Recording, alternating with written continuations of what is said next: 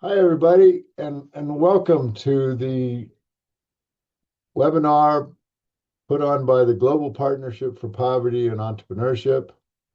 GPPE is a collaboration amongst scholars and economic development professionals and nonprofit leaders and others around the world interested in the poverty and entrepreneurship interface.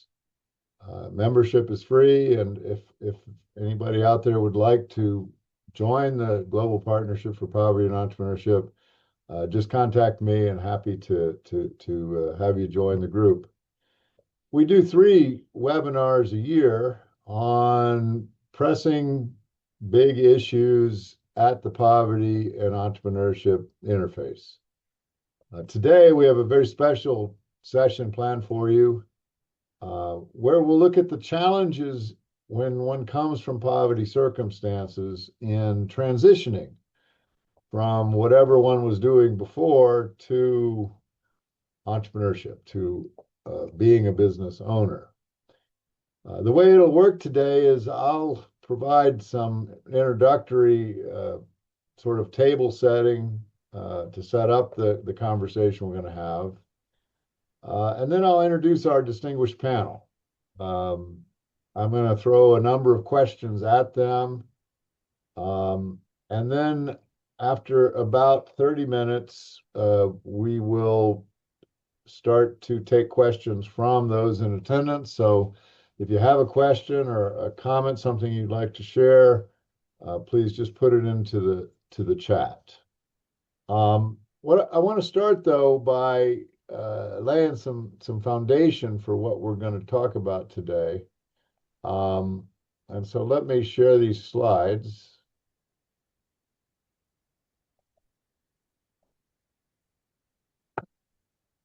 I hope everybody can see them.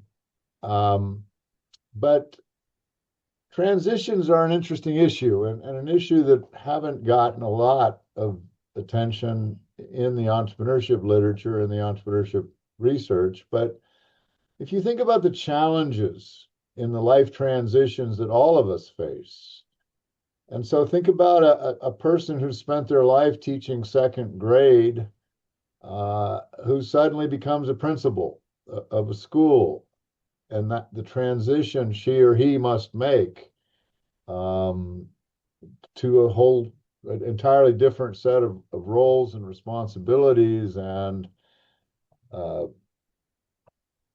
ways of doing things, or the transition from being in the military to civilian life, the transition that we must make when a spouse or a loved one, a significant other, passes away and life goes on.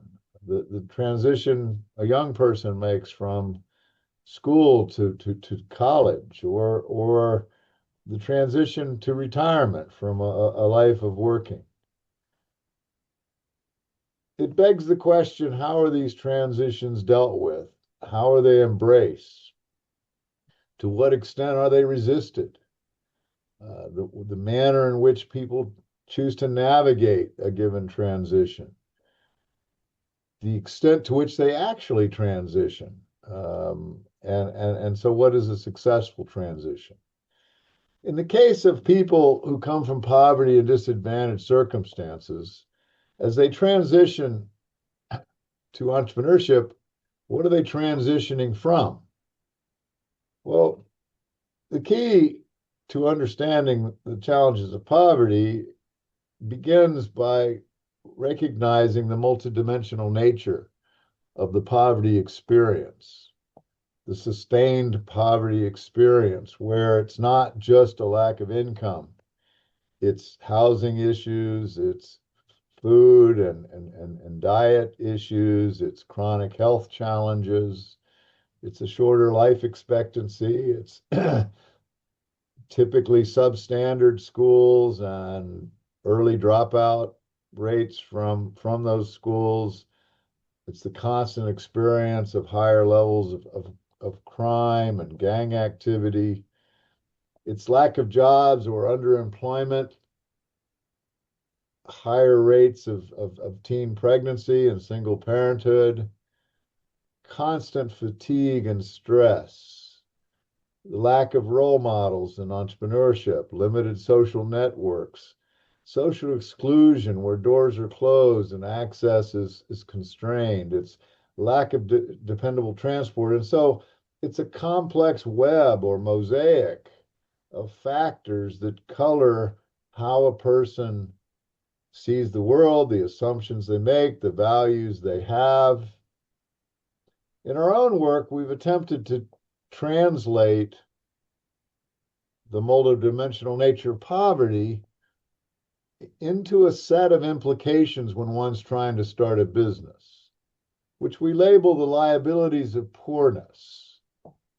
That multidimensional experience leaves one frequently with literacy gaps. Gaps not just in functional literacy, reading, writing, and numeracy, but financial literacy, technological literacy, economic literacy, business literacy. That the experience of poverty forces one to look at decisions in isolation, where every decision is a trade-off. Do I pay the rent or do I pay a doctor's bill? Which leads to a very short-term orientation, making it very hard to plan for a venture, making it very hard to think strategically. Thirdly, the poverty experience challenges a person's ability to focus on a business because of non-business distractions. So I'm losing my house or I'm being evicted. My kids are having trouble at school. A family member has moved in with me with a chronic health problem, and I'm suddenly a primary caregiver. All the disruptions in life that are traceable to the poverty experience find me working in the business, but unable to work on the business. And then finally, lack of any kind of safety net, no access to conventional debt or equity, little to no savings. I rely on families and friends who themselves are under-resourced. I'm operating at the margin. I don't have retained earnings to put back into the business because I'm using those to feed my family or just to get by. I don't have health insurance or other kind of employment-related benefits, no safety net. And so I'm transitioning with the legacy of poverty, the poverty experience, and from a position of either being unemployed or underemployed at labor-intensive work where I have no job security. I'm paid at low wages. I have little room for self-development or advancement. I'm transitioning from that circumstance where I lack authority, I have limited responsibility, a narrow job scope, a fairly well-defined context with predictable environment and reasonably predictable hours where resources are in place. I'm transitioning to being a business owner, to being an entrepreneur, to being an employer, a value creator for customers, a competitor in a marketplace. So I'm transitioning to a context where, in addition to the so-called liabilities of smallness, where I don't have scale economies, I'm producing in small quantities, I have no bargaining power with suppliers or distributors, and the liabilities of newness, where I have no legitimacy in the marketplace, and there are dozens of roles I'm trying to learn on the fly. I combine those two liabilities that all entrepreneurs face with the liabilities of poorness in terms of literacy gaps, in terms of a scarcity mindset and lack of any safety net. So in the midst of this transition from A to B, what has to change? Well, I have to transition in terms of developing new skills and new capabilities, whether that's how to sell or how to manage quality or how to manage inventory or how to manage customer service.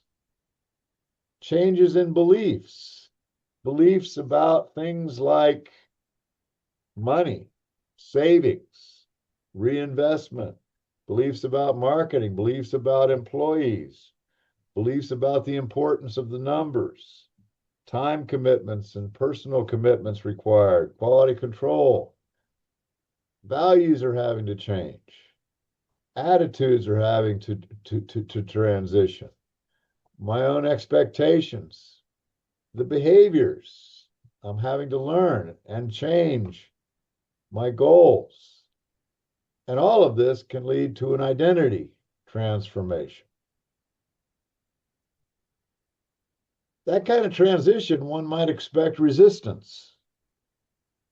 And the resistance takes the form of the costs of transition, whether those are psycho-emotional costs, the mental and emotional toll of making those changes, the sense that I'm an imposter and I really belong as a business owner, the identity change, changes in social relational, the costs associated with social and relational change in terms of strain on my existing relationships and the people who've allowed me to survive, but the need to embrace new relationships with other entrepreneurs, with suppliers, with customers, with distributors.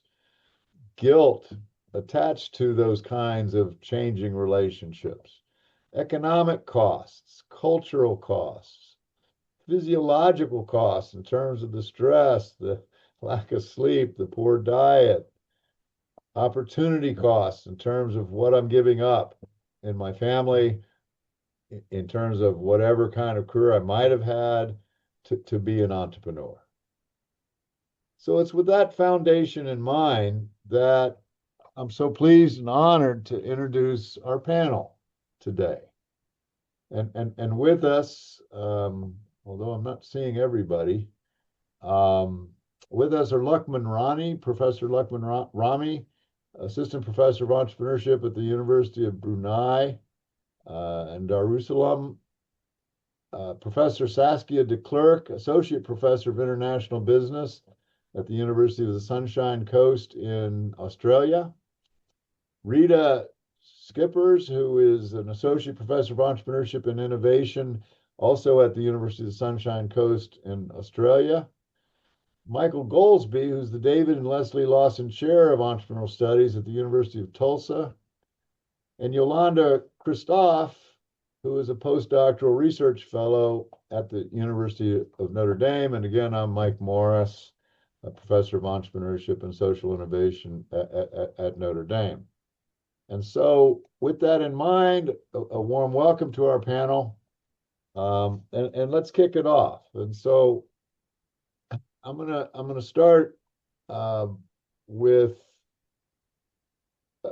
a basic question. And so when one comes from poverty and disadvantaged circumstances, they may be unemployed, they may be employed in low-paying, labor-intensive jobs with lack of room for advancement or self-development.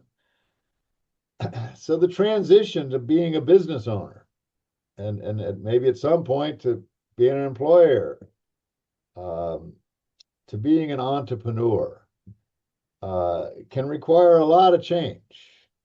What do you see as some of the key changes and adjustments these individuals must make?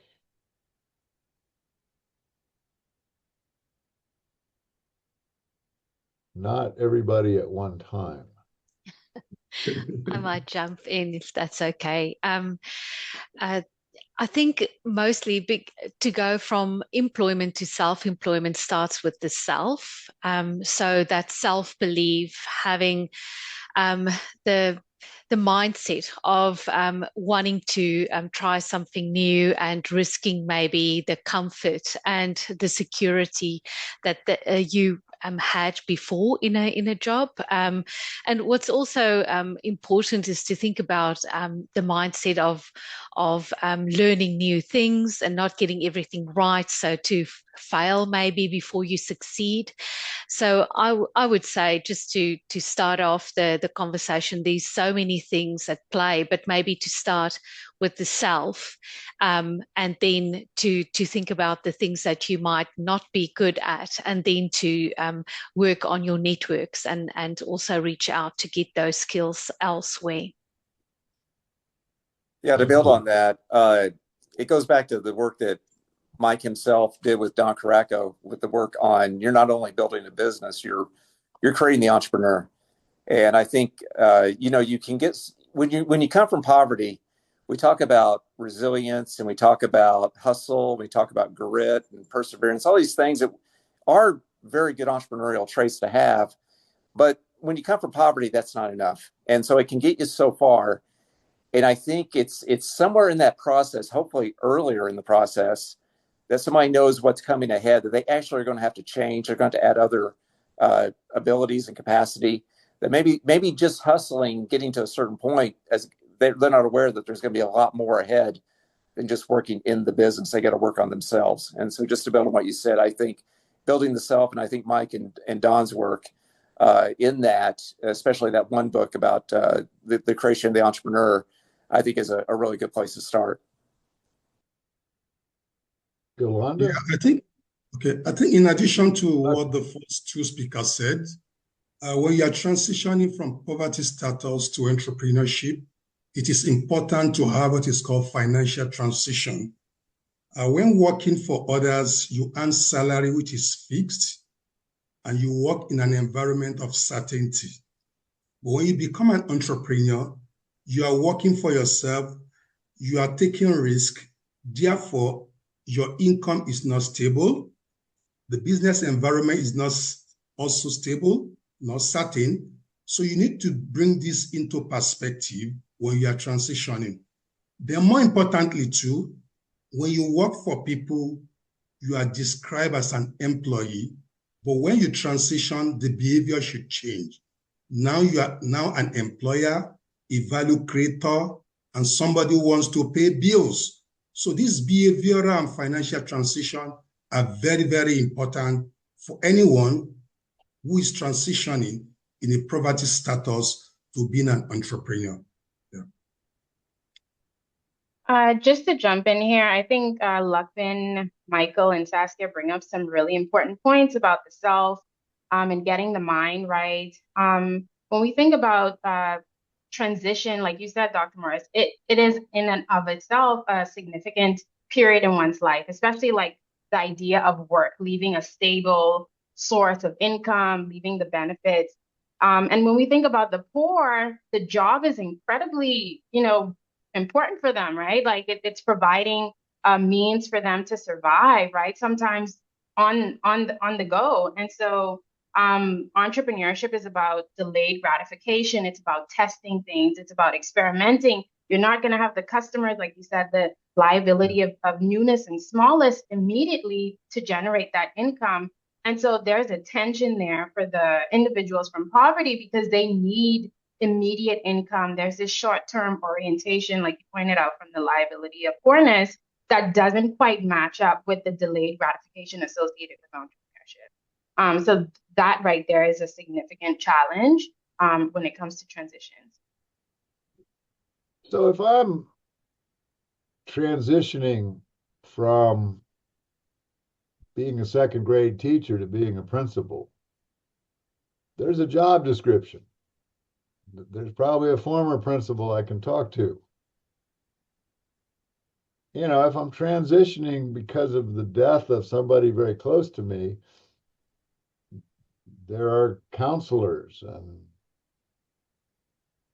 things to read.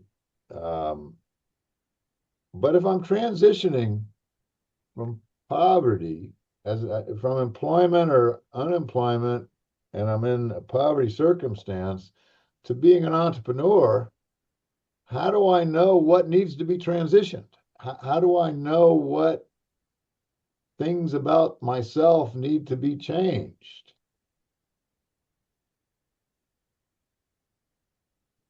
Yeah, I think when you're talking about what needs to be changed, looking at it from theoretical perspective, there's a need for behavioral change. When you work for people, you earn salary. But when you become an entrepreneur, you pay salaries and you pay bills.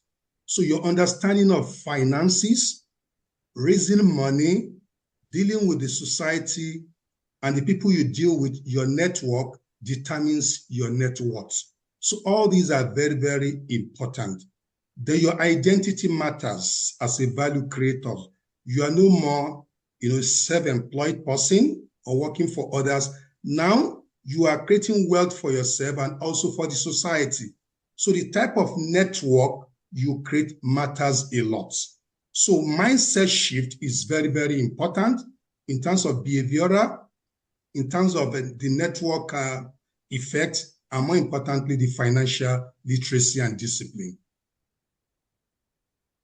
I might just jump in here, Lachman, and build a little bit on what you said, because like you said, it is people in poverty are particularly vulnerable. In any case, so what is the starting point? But I do think it is those others in their community as the kind of informal knowledge spread. Saskia mentioned earlier your social network, and the challenge can be that first step of how to access if there are support programs and how even to make time to do that. Because as Yolanda pointed out, time is also a critical resource. You're trying to work as many hours as possible to earn that income, and then to find this extra time. So, I mean, as people at universities, we often offer opportunities, or we may work with other agencies to offer support. But for these business owners that are transitioning, it's really difficult. What the time that they give up is not only to learn something, it is time that they could have been earning. So that's a really kind of difficult point for them. And in the work Saskia and I did, we found often also that there's a bit of a social distance that develops from who you were to who you are becoming.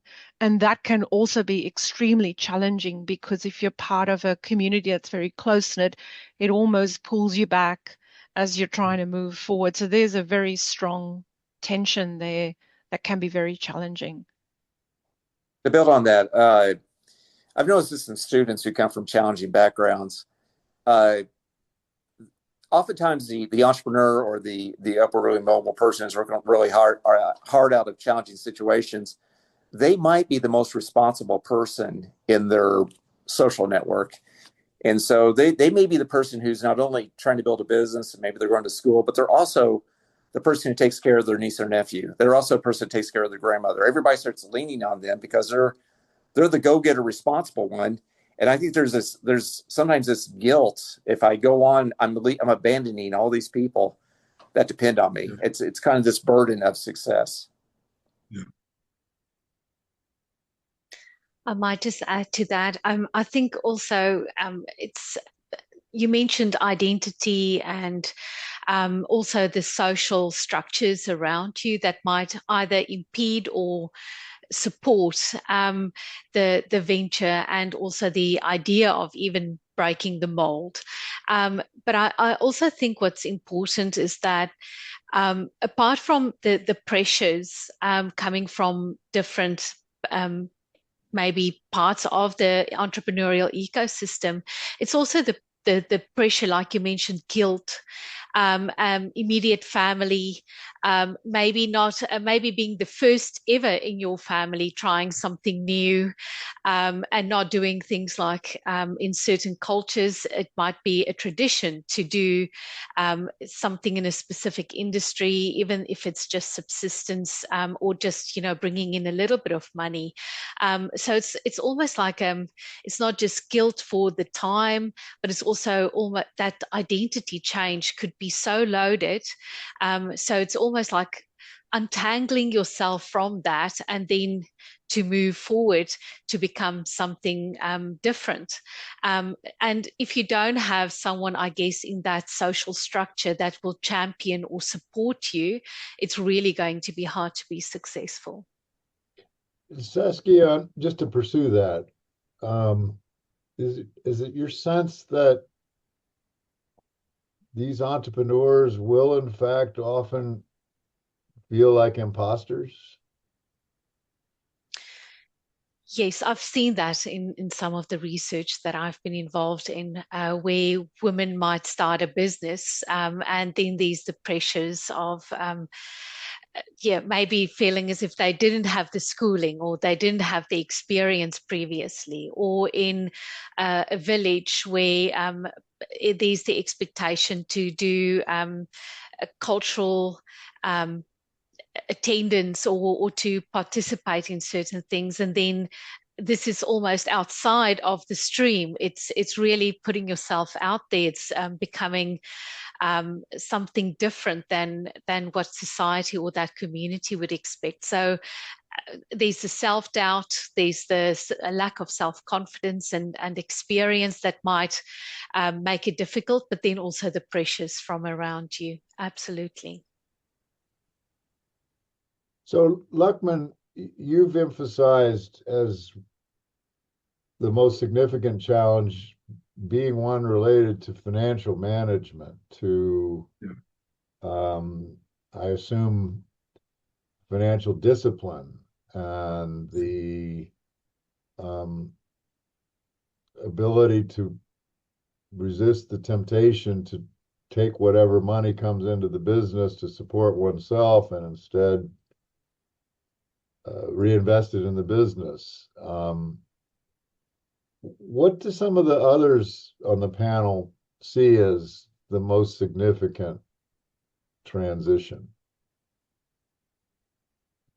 I want to jump in to add to Luckman's point, and this speaks to some of your work, Dr. Morris, on the idea of benefits. So one way to look at it is that research on hybrid entrepreneurship and transitions looks at the benefits from the job.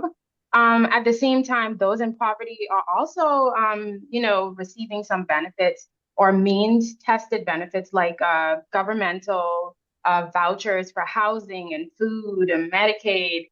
And these are all income based. And so if an individual is transitioning from, some precarious employment or unemployment rather to entrepreneurship and they're testing out the business, that could also pose as, some friction there, right? Because that means these benefits that are so essential to them and being in poverty is almost basically being removed because they're receiving some volatile income from their venture. So that could also pose as a challenge for individuals from poverty because they may not invest fully into the venture as they should because they're afraid of the benefits being taken away. So this benefits cliff idea. And I'm assuming, Yolanda, the other issue that's related there is that I'm surrounded by others who are doing without, who are in scarcity circumstances. Mm-hmm. And so when they start to think I have money, they place more demands on me for sharing that money. Yeah. Which could be a cultural challenge, a cultural change that is quite difficult to navigate. Certainly, yeah. If you think about family and in the community, like I think it was Michael who pointed out that, people see you as the go-getter, and now, you have this splashy new venture that's making some income, and you might be seen as the person to go to for that when that, income should actually be reinvested into the business. So that also poses a challenge. I think I would like to add to that. Part of the capacity building that somebody transitioning needs to undergo is financial literacy. From what the last panelist said, you need to understand the difference between family income and business income. There's a distinction between a business and the salary you are earning. So you need to change that in your mentality and also in your action. Also, there's a difference between sales, what comes in, and level of profitability. You may be, raking in a lot of money. That doesn't mean the business is profitable. There's a difference between sales and expenses. So the bottom line matters a lot. So the ecosystem, role model, ecosystem builder needs to strengthen the capacity of the person transitioning to have grasp of financial literacy, or else the business will be bankrupt in a very short time. I'm just going to kind of build a little bit on what you said, Lachman. It's a work that we've been doing fairly recently with tax clinics and helping those vulnerable individuals. So this is sort of more from a first world rather than a third world perspective. But in Australia, a lot of businesses were given a bit of a tax holiday during COVID.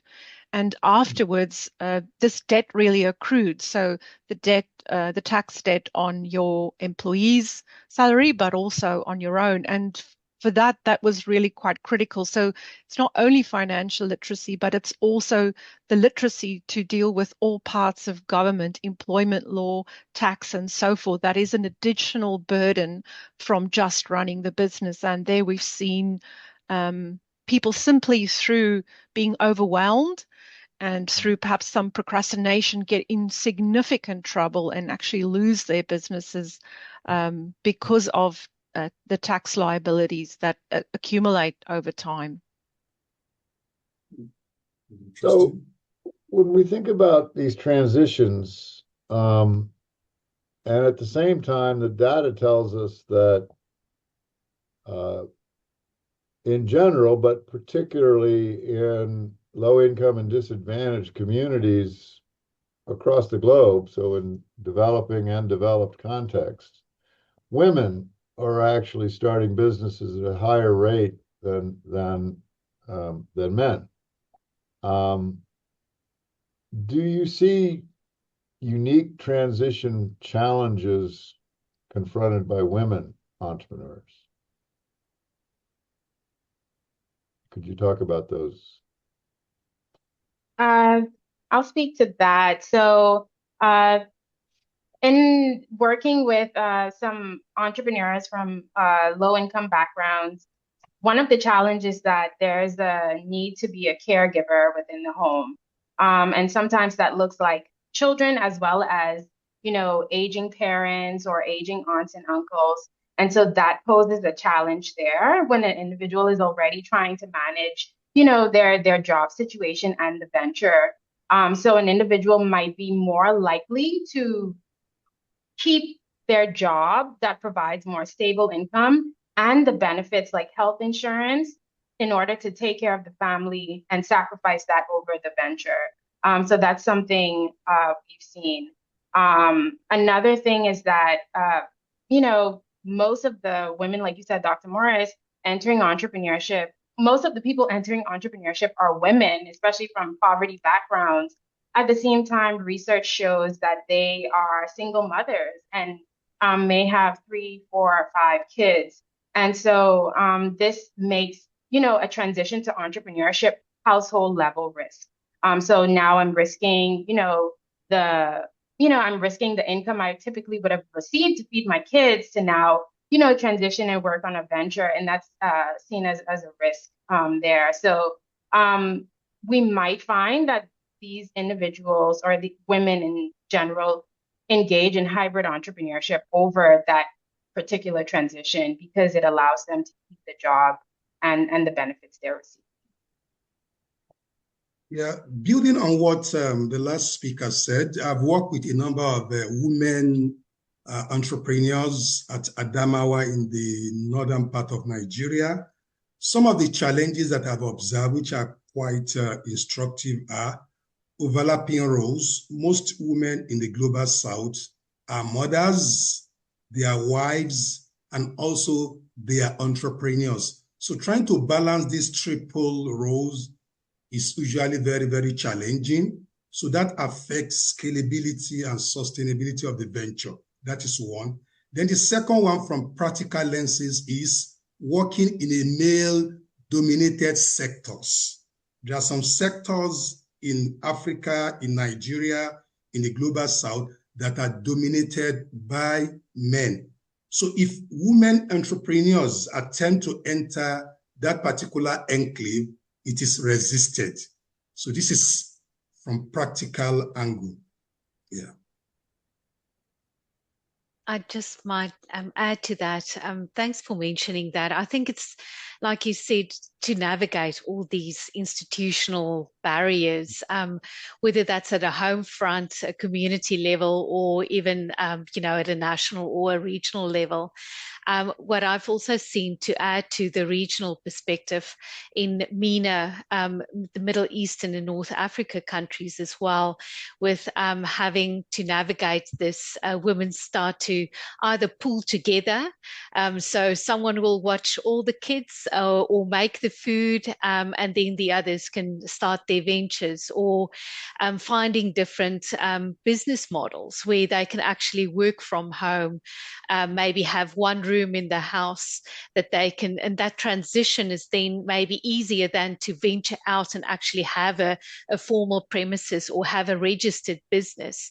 And that helps a lot in taking small steps towards something new and figuring everything out, on a home front individual level, but also as a community, and maybe also get that buy-in then from the immediate community when they see that there's success coming from that investment of their own time as well.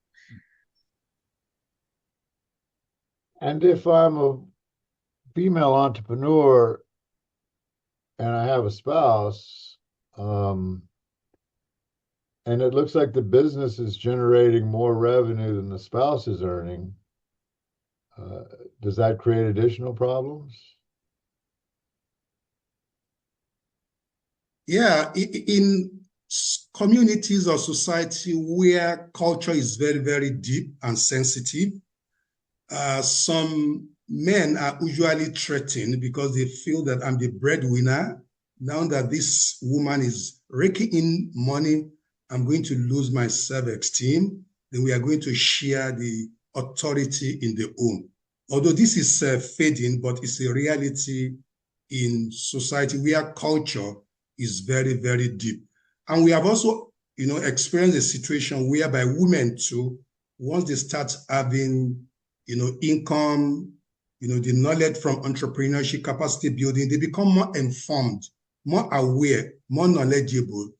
And so the way they talk in the home also creates friction in culturally, sensitive society. But this, of course, could be overcome through education and sensitization. Yeah. So if we can look at the effect of the transition process on the venture that gets created, what do you see as some of the possible implications of this transition for the kind of venture that gets created, the sustainability of that venture? An example that we've seen in our own research is that the need to transition can impact how I define success. So what a banker or investor or other so-called expert might define as a successful venture success might mean something different if I come from poverty and disadvantage. What are your thoughts about that?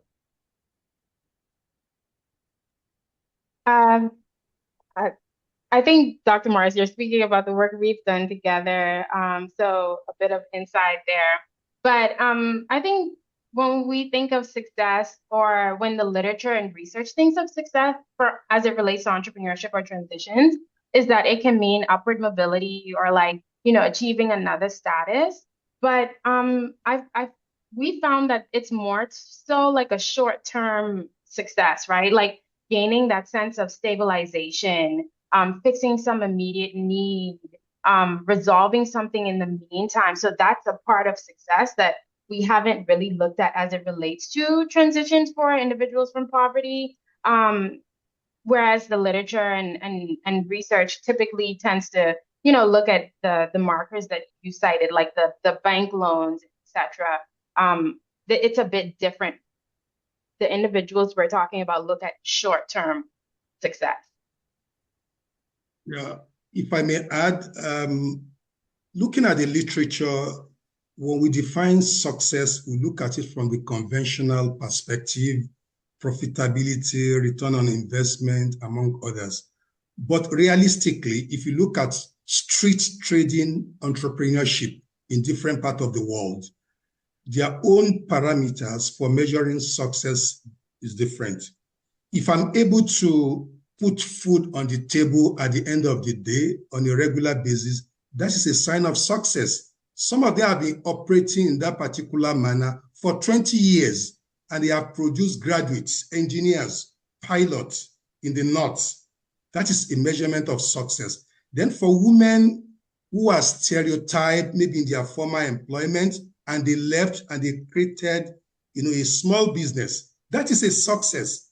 Now I'm a boss, I have liberty, I have freedom, no more harassment, I have self-esteem. Is a measurement of success. So with time, with knowledge, then they can scale from nano to small, medium. So we shouldn't box, entrepreneurs with a conventional definition alone. We should take into consideration other metrics. Even impact. What impact are you having in the society? Those who sell bread, cake, cheese on the street, they're having impact, making product accessible, available to people at the time they need it. So these are parameters that should also be taken into consideration. I might just add to that. Thank you for mentioning those fantastic examples. I think also to just think back about the military veteran entrepreneurship project that Aretha and I did some time ago. There also this having a purpose again after maybe having injuries or having to struggle through PTSD, and then to have an income, a purpose, something to actually put your passion at work again. So that's success for that individual, for their family. And then also women might have that additional income, or at least some income, like you mentioned, that liberty, but also learning new things and skills and feeling as if they are progressing as a human being, but also being able to maybe buy shoes for their kids to go to school. And that's an immediate social change, immediate social impact in the household, but also being a role model so that other women can maybe see, oh, she could do it, maybe I can do it. So I think, yeah, like you mentioned, it's to break the mold, to think what we think about success might not be the same for everyone. So just on that subject, and I do want to encourage the audience to share any questions that you might have, but on that subject of success, what are the implications of that? Because you're implicit in what you're saying is there is perhaps less economic return on investment, but there are social return on investment. There human capital development happening. There's self-efficacy developing. And so what are the implications of that from your perspective for public policy, for because the ventures being created, I think especially as a function of transition costs, are much more often survival types of ventures or lifestyle types of ventures, but not ventures that create lots of jobs, not ventures that scale, not the kind of ventures that get economic development people and government officials, elected officials excited. So where does that take us? I think it reduces the burden on the public, basically. These individuals are more self-sufficient. And there is a tension there, as Yolanda pointed out earlier, in terms of what is that tipping point. And I think that's really the interesting aspect for policy here, is not to kind of take this extreme view, but where do you find the middle ground to support those, not necessarily through the we've counted X many people have come to our training courses or so forth, because that actually doesn't suit them. But that's the challenge. What kind of measures or KPIs do you put in place for people that are becoming less reliant on social security support?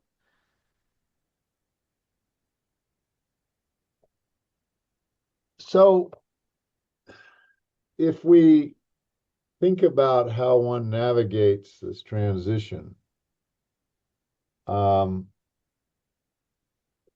are some possible approaches? What are some possible methods for making these changes and learning what changes need to be made and making decisions of what I'll change and what I won't change?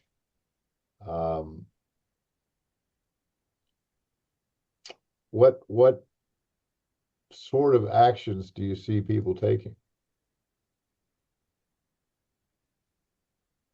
I think, for example, of Yolanda's comment about a hybrid entrepreneurship, where I attempt to maintain a job while I start a venture, not simply as a risk management technique, but as a learning and changing and understanding roles. And so what are your thoughts in that area?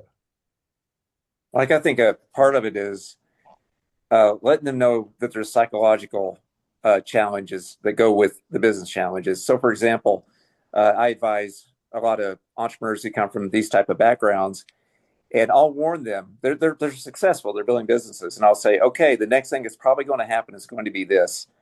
And then about 2 months later, they go, okay, Mike, it's happening. I'm like, okay, good. It's like I've warned them. I've made them aware that there are patterns that we see, and I think it's important for people on that path to know that when they have these challenges, it's not just them. There's nothing wrong with them. They're not limited. They're not broken. They're not deficient. It's part of the path, and that's what I do in a lot of my advising. Is I will give them heads up. I'll say, okay, well, you handled that one. Great job. I told you it was coming. The next thing is probably going to be this, and they find that very comforting. I'm kind of their well, I'm their comfort. I'm more their almost like a therapist, like a business therapist in a way, because I'll get those calls in the middle of the night. I have one entrepreneur right now. She worked her way up. She's built a very good business.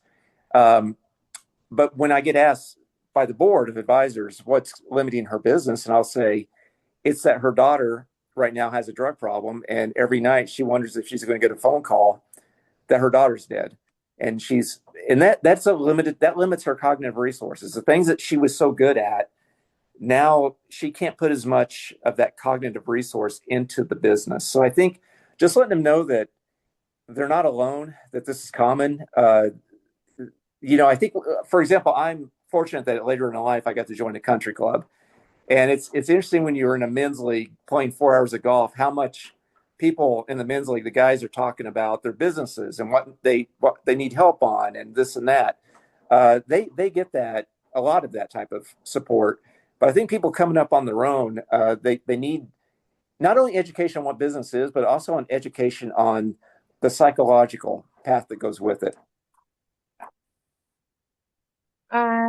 To add to what Michael said, and drawing off of the entire panel, we know that the poor face significant hurdles starting businesses, right? And we've talked about the psycho-emotional costs. We've talked about the literacy gaps, economic, financial, business literacy.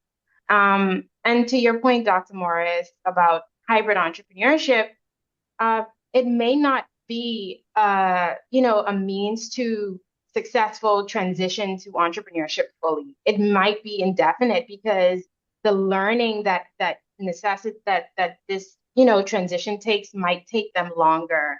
Or it might, just be just holding the job and the venture at the same time. So I think it has implications for understanding that hybrid might be long-term, indefinite.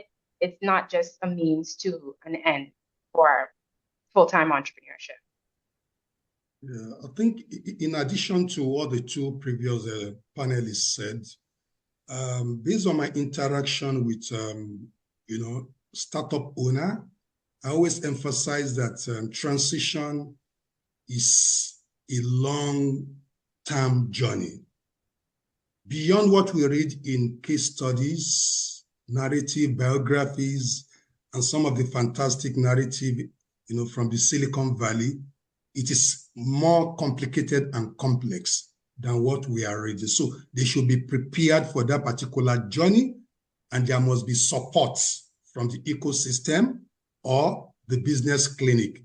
Then more importantly, from what Yolanda said, there is a need to understand that hybrid exists, but transitioning using the hybrid model is sector specific.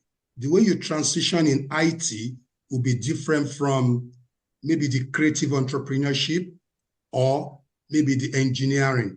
So some, you may transition from full-time to become an entrepreneur. Some, you have to do it part-time, then you experiment until you're able to scale that business to a certain level, then you pull out. So these realities are very, very important when discussing transition. I might just add to that, maybe also drawing on the previous question about policy, and maybe it's creating more realistic examples. Like you said, the example of Silicon Valley might not be a good fit and might feel too far away for someone to actually get to that point. But to tell the real stories and to share that, whether to socialize that in like a community setting, and then also to be quite honest, like you said previously, to share those downfalls and the troubles and the challenges, and not just make it a rosy colored story that you read in a fairy tale book. And I think that's where, for us as academics and researchers, it's also important to share that in our classrooms and to share that in our research, to give a more true perspective and recall the troubles that people face as well as the successes. So Mike, you have written that one response to transitioning is, as one encounters higher transition costs, whether they're psychological or social relationships or economic, that resistance to making changes can sometimes result in self-sabotaging behaviors within a venture. Could you talk about that and what kind of self-sabotaging and some of what you've learned there? Sure. So, Mike, when you and Don Caraco and I got on this idea, it made me think about opportunity recognition. So I mentioned the country club earlier. You've got those people. You and I, let's say we're from different backgrounds and we see the same opportunity. The people in the country club have what we might call much smaller transition costs. It's much easier for them to get to the opportunity. Middle class may have more, but then with poverty backgrounds, they have tremendous transition costs. So you're working your way up towards those, building the business, and you're getting there. And then you've got all the psychological burden. And I think that going back to the cognitive resources, you have to imagine this. You're somebody who's worked hard, you're a go-getter, you've got success. And then when to make the transition to growing the business is so big that it's hard to admit that you're not capable of growing the business. It's hard to admit that you don't have what it takes.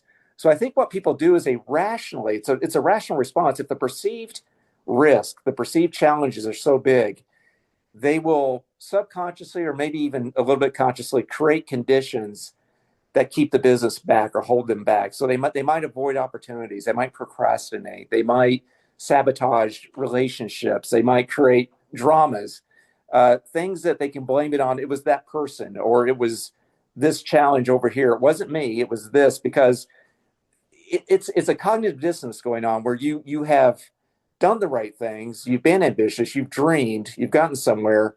But then the transition costs are so big that the perceived transition costs are so big that the person makes a subconscious or conscious calculation that I don't have enough, I can't put enough effort into this to overcome it.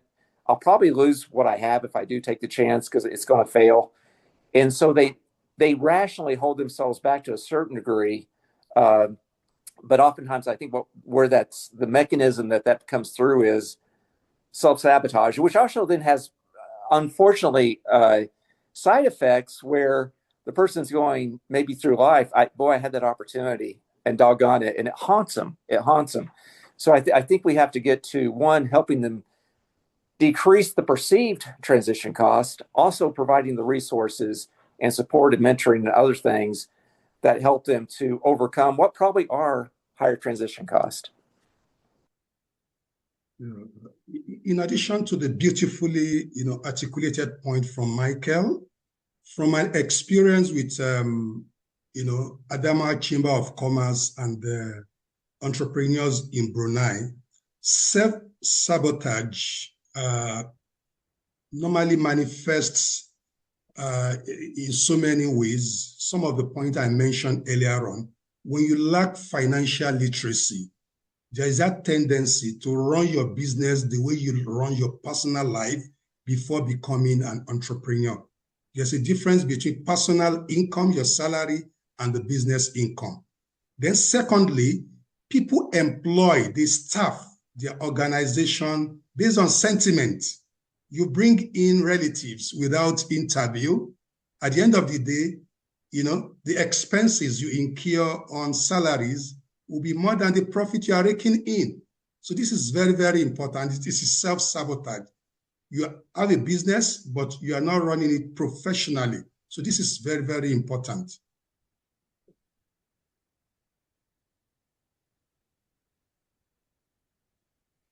So, Saskia and Rita, have you seen examples of this kind of self-sabotage? I think what stood out for me basically is the maybe sabotage in the sense of losing not just the institutional security of maybe a fixed workplace, a fixed kind of environment, and but also the social structures that comes with that. So I'm thinking specifically about the military veteran entrepreneurship project that we worked on. It's really not just the identity of like Lachlan that you mentioned of the professional moving from employee to running a business, but also that social structure that will go with it, because you often socialize with the people in the workplace, you spend a lot of time with them. So I think there's also that self-sabotage that if I'm moving outside of this, I'm going to lose more than just my income. I'm going to lose my identity. I'm going to lose my friends. I'm going to lose a lot of the social structures that I'm really, I don't want to lose. So then you start to think about ways of not going ahead, and instead of surrounding yourself maybe with new networks, you tend to fall back on the old networks, and yeah, that I think that can be a bit of a tension in moving forward. Yeah, I'd like to build on that. That goes back to some of the stuff that we wrote in our paper. Is that there's this in our paper we talk about transition theory that supports the transition cost, and there's the preparation to move into transition, but then there's that moving into transition, and universities have these programs about inclusion, and they're really important. Because when somebody goes from, as you said, all these relationships into a brand new area, you're going from the comfortable and old and things that you know into entirely new. And they're, for some people that come from more, well-resourced backgrounds, they've got that type of shorter, easier transition into the new. When you come into a brand new type of situation, you really need a social network, a new social network. Somewhere there has to be this acknowledgement of the challenges that somebody going from that big of a change is taking. And I think oftentimes we, in general, as people, society, even our support programs, we take for granted just how big of a chasm that is and how scary that is. And to say, look, if it's really hard, let's talk. Or yes, and that idea that somebody mentioned earlier about if somebody had done it before, I can do it too. But having that person who did it before, helping that person get through what they also experienced. It is that social aspect of giving up your network. And think about it, if you come from poverty, probably your greatest resource is your relationships. You probably survive on relationships. And so I think it's much bigger than people realize if they haven't gone through it. So I'll just quickly jump in to get back to your question, Mike. The procrastination that Michael mentioned earlier is a kind of a form of self-sabotage, because you know that there are certain things that you need to do. You're overloaded. You probably don't like doing them. And so you kind of find this way to put these things off. And so that kind of goes to Michael's earlier point about the procrastination. And then just to kind of build on what Lukman was saying earlier around family and friends, and we've kind of all know the 3 F's of that in terms of financing. But really, when you're trying to expand your business and you might be under this short-term pressure where you immediately need, who do you ask for help? You ask for help of your family and friends, or those that might be available to help you out on a temporary kind of basis because of this the demand being unstable. And so in that you don't think about those costs if you have to make this immediate decision in terms of trying to accommodate the seasonal business growth. And so that might be something that turns out to be a longer term problem with a lot of relational complexities, as Michael has pointed out, that come with that. So that all might not have the cognitive resources to extract yourself from those things that can become habitual patterns that might limit the business growth in future. Yeah, that's really interesting. The other point Michael made was that we've seen a lot of is in starting a business and making a little bit of headway, making progress. And that progress may be much more meaningful to this entrepreneur than it might be to somebody else. And they're afraid of losing what they've gained so far. They're afraid of losing the progress they've made, which I think can create a very conservative approach to the venture, to introducing a new product, or to an emerging opportunity pops up that I wouldn't have otherwise seen, but I see it because I'm in my business and I don't act on it, which is different than self-sabotage, but is a behavioral response to the pressures of transition.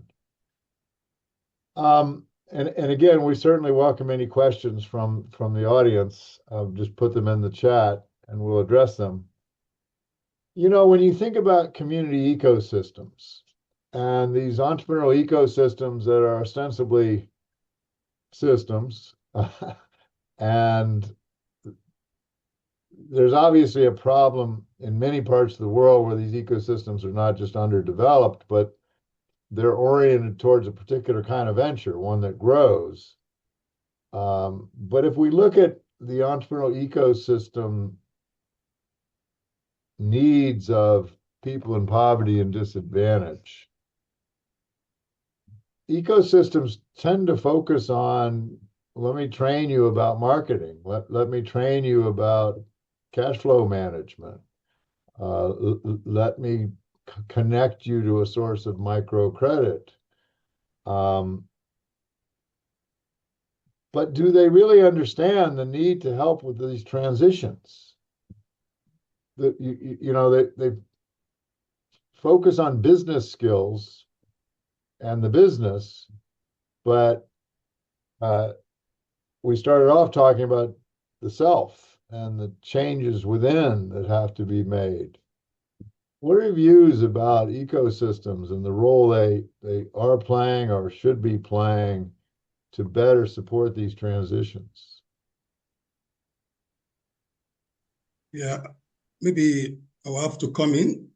Currently, I work with a mentorship circle in Brunei.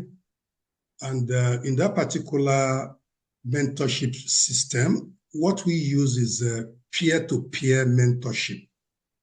You peer people of like minds, and more importantly, you don't generalize mentorship. There are some people, the advice they actually require is on emotional intelligence to be able to, scale appropriately. Some, they suffer identity problems, so you direct them to the right person to educate them on how to overcome that survival mentality and embrace opportunity mentality. So emotional intelligence should actually be part of the training agenda in the ecosystem. Then generally for businesses that are scaling, there's a need for a business clinic where your business will be diagnosed and appropriate, support services will be provided. So we shouldn't make mentorship a one-size-fits-all approach. That is what I have seen. Some are good in marketing, but they are not very good in networking. They can market, but they can't really attract, those who matter in the society to join their business in terms of raising funds, among others. So that is my own experience. Lakman, that's not what I'm talking about. I mean, those skills that ecosystems or networks can focus on are all well and good, but helping me understand why my values need to change, helping me understand why my expectations need to change, what behavioral changes I have to make, how I have to look at. Exactly. That is what I have said. There are some people who are very, proficient in some of these psychological metrics. You direct, those venture owners to meet them to change their perspective. Some have low self-esteem. You can't just teach low esteem, in a gathering. You need one-on-one discussion, assignment, feedback for the person to be able to overcome that particular stereotype. Okay, thank To you. Luckman's point, and doing some work in Baltimore, being acquainted with some of the support institutions there, I've learned that most of the support organizations and their facilitators have to take on a psychology role where they, are not only teaching skills and helping to build like the marketing skills that you mentioned, but also like taking the time to understand, how was your day? How are you dealing with the kids? Or what's going on with the divorce? Because, you know, these individuals come with so many burdens. And so it's a psychological standpoint that has to happen there. But also providing, like, not coming in thinking that entrepreneurs should know these things. So for instance, there are organizations that allow individuals to like build this very incremental knowledge, and allow them to like make mistakes, but the condition is that they have to show up and show up ready. So it's more so approaching it from a psychological standpoint and being informed about the population that you're serving, that they have other needs aside from trying to learn marketing or business related concepts. So, yeah. To put it in a language that, Mike, I know you've talked about, I'm trying to lower their perceived transition costs. I'm trying to lower their perceived transition costs, which would seem to be more psychological and emotional counseling or assistance than business advice. Mike, do you want to talk a little bit about that? Yeah, I think it's critical. I think it's huge. And I don't think it's an add-on to ecosystems. I don't think it's an add-on to programs. I think it has to be equally a part of the training and the understanding. And I think that the aspect of this, Mike, when you said perceived risk is to understand the perception of somebody's experience. It really helps if you have gone through it as well. And I think that we have to be uh, actually diligent about working in people who understand that experience. So I've been building this poverty idea into a greater stream of research on adversity. And we know best practices, we know research, it helps guide, it gives us ways to explain it. But when you're trying to help somebody through adversity, it helps if you've been through adversity too, because you can really get down there and they can feel it, they can see it, and they're going to take your coaching better. They're going to take what's going on because you can say, because if you haven't been through something, the other person's not going to understand. But if you've been through it, you can say, yeah, I know it's really hard right now. And I know it's scary. And I know you don't want to leave this. I've been there. But these things help me. And then you can turn to the research. You can turn to the programs. You can turn to all the other great resources. But I think it has to be that there has to be some person-to-person understanding directly. And I think that has to be worked actually right into everything else we do. Mike, we for a long time, we've talked about the entrepreneurial mindset. And that's big and it's important. Somewhere in there is also this overcoming adversity mindset that we got to expand the entrepreneurial mindset into. And that's where our idea of transition cost is, those perceived things. Let's change the perceptions. And the way we change perceptions is by people who have gone through it themselves that then can shape those perceptions. I might just add to that. Thank you. That's really interesting points. And I think it comes back to that transparency, because sometimes even through accelerator incubator programs, you see people come in and then you see the end product, but it's not socialized and really shown how people grow throughout that journey. And even if it's like high school students or university students coming through a program, or it's people just signing up because they want to learn new skills, it's really maybe up to the people that organize these things and really to communicate what you can get out of it. Even if it's not just the business, it's the journey and the skills that you pick up along the way, how to pitch or to communicate well, or where to find resources and build your networks. And I think sometimes we jump from the startup to the successful business, but we don't really provide this journey, this overview of how to get there, and that there might be success and failure, and that transition process is not really communicated well enough. Thank you for that. Yeah, absolutely. I think of this mentality of, well, all you gotta do is write a business plan and then execute the business plan, and then money will happen. And it's obviously it's the person plan and the execution of the person plan that we're about out of time, but I just wanted to ask if you might share any thoughts in terms of priorities for research related to these transitions.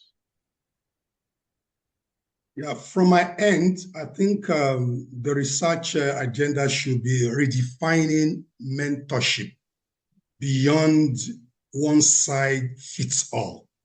That is the reality. We need to redefine mentorship. Okay.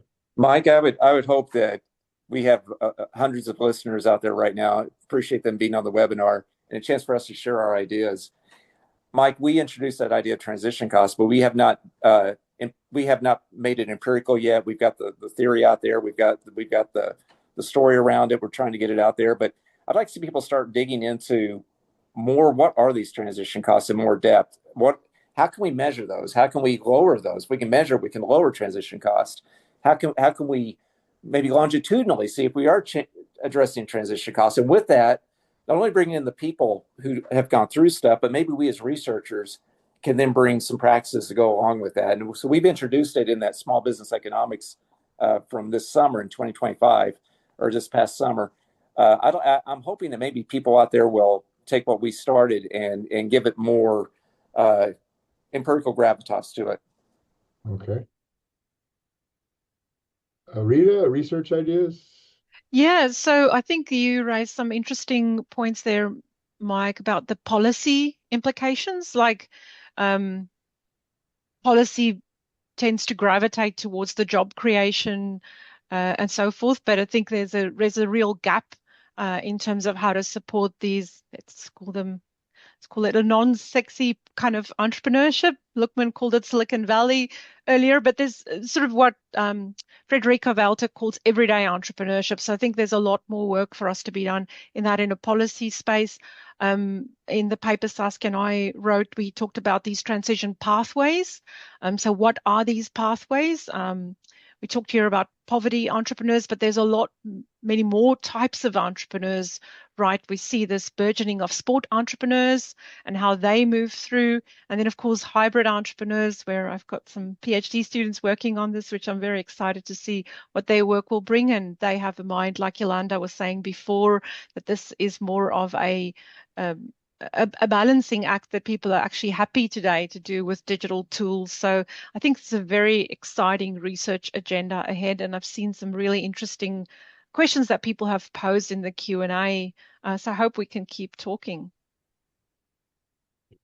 Yolanda? I think some interesting areas for research and new directions are around success. This is something we're looking at as well, like looking at what success means for entrepreneurs from disadvantaged and poverty backgrounds as it relates to these transitions.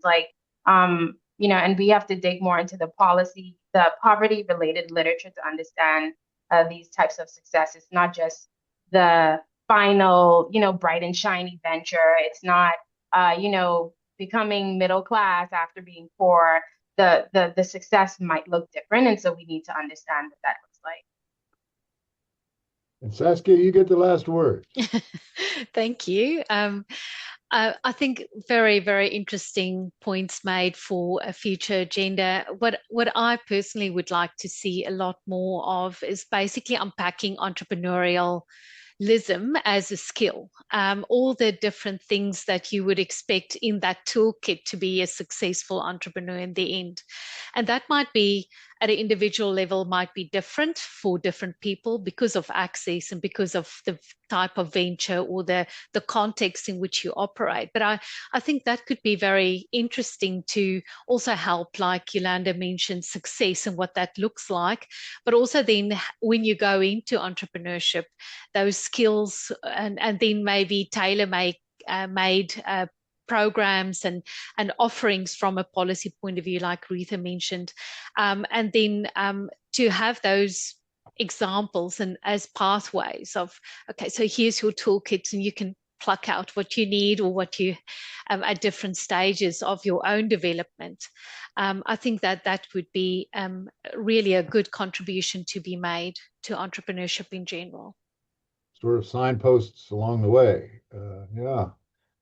Well, I want to thank our panel. This has been a fascinating conversation. I especially want to thank Saskia, where it's now, I think, 3 in the morning, and Rita, where it's 7 at night, and Luqman, I think it's 1 in the morning or so. Yeah, so thank you correct. so much for being with us.